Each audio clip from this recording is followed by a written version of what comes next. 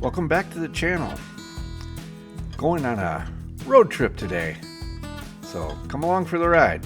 I had to deliver some sweatshirts and hats to a couple of customers up north in the Northwoods of Wisconsin, and instead of doing a turn and burn and being on the road for 12 hours, I figured I would do an overnighter and take my time wandering and meandering back to southern Wisconsin.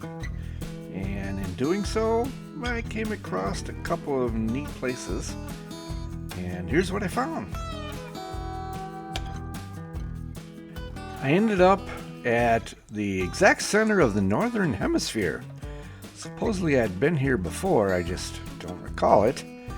And this is the only place that you're going to see in the US where you get the center of any of the hemispheres.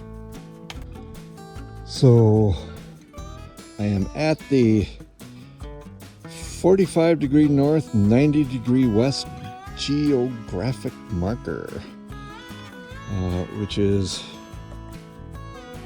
out there. So I'm going to take a walk and see what it looks like.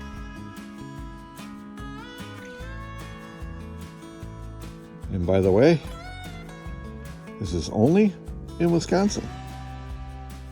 They have a plaque out there that shows some of the survey information from 1832 to 1866. Pretty cool. And then there's another plaque that shows you where the center of the northern hemisphere is. And then there's a bronze survey marker placed in cement to mark the exact center of the northern hemisphere. And should you choose to, you can actually get yourself a commemorative coin.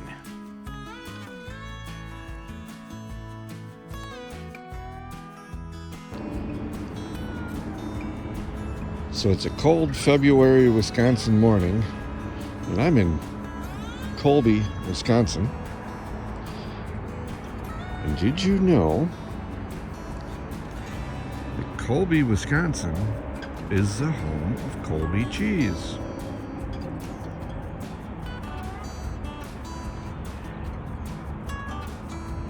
Who knew?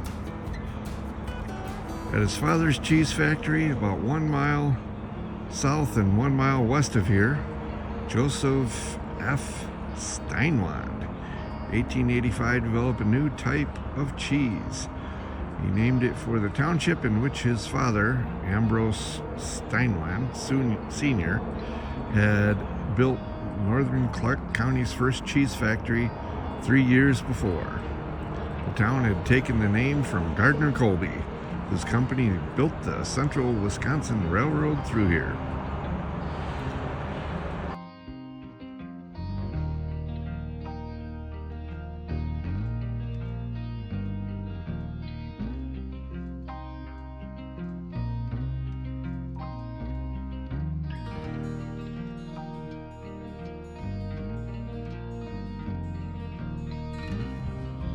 So as part of my aimlessly wandering tour, I am in Marshfield, Wisconsin, and I'm at Founders Square.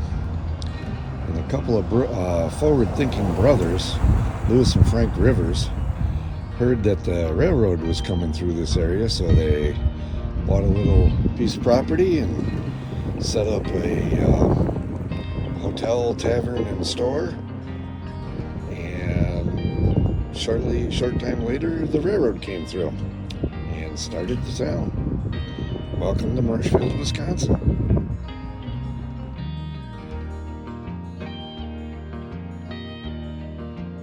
So I'm still in Marshfield, and this is what I call a twofer. I'm at St. Vinny's. I love thrift stores. And I am on the Yellowstone Trail, Historic National Automobile Route, a trail which I plan on taking as soon as I get enough information to find out the actual route. It was a very, very early road across the U.S., or most of the way across the U.S.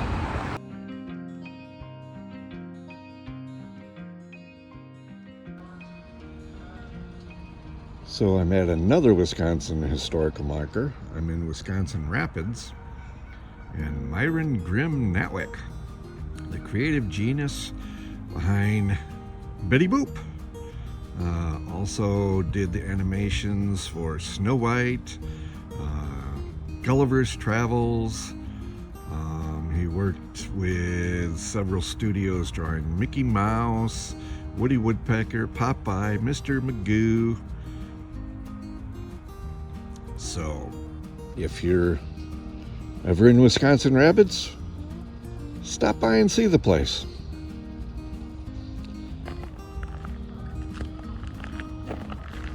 It's right by the river.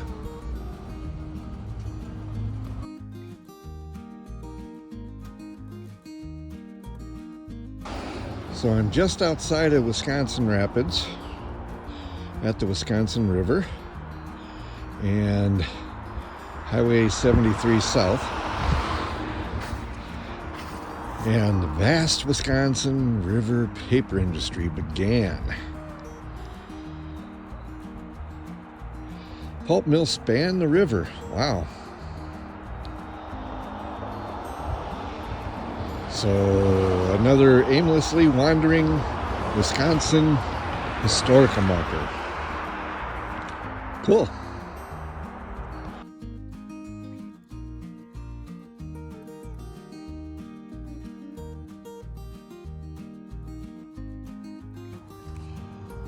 So again, we're on the Wisconsin River, or we're still on the Wisconsin River, and we're at the town of Nekoosa.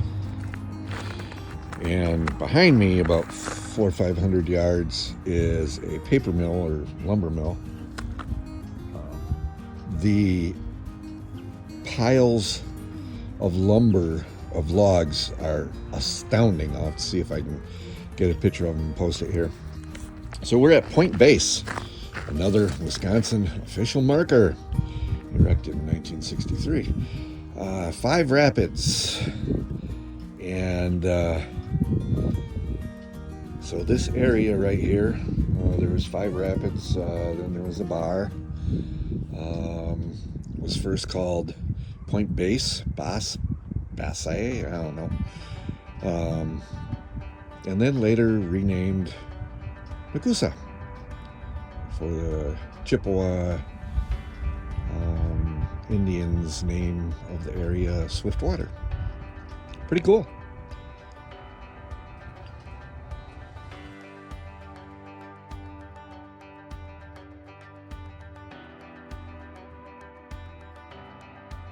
So I'm at Nekoosa, and this is a pile of wood for their lumber mill, paper mill, I'm not sure which it is.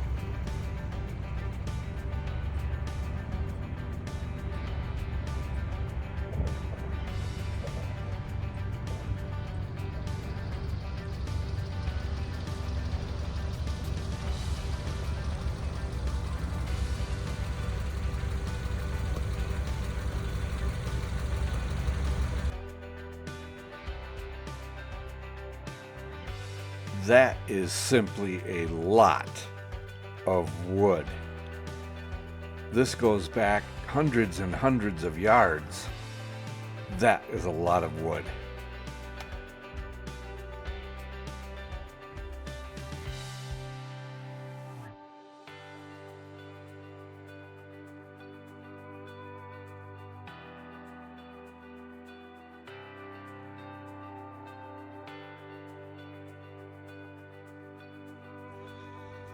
So, although the previous historical marker said Point Basse, here is actually Mary Wakely, Robert and Mary Wakely, built a tavern, inn, and trading post on this site in the years after their arrival in 1837, including piers, a shingle mill, warehouse, and barn. For a time, the site was called Old Ferry Farm because the cable ferry that operated from this point to the west bank of the river until 1916. But to early residents and travelers, it was Wakely's Tavern.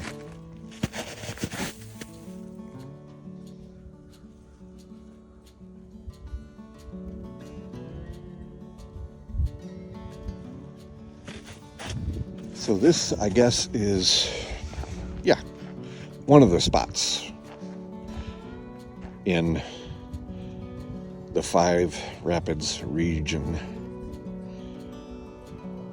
Right on the river. Pretty cool.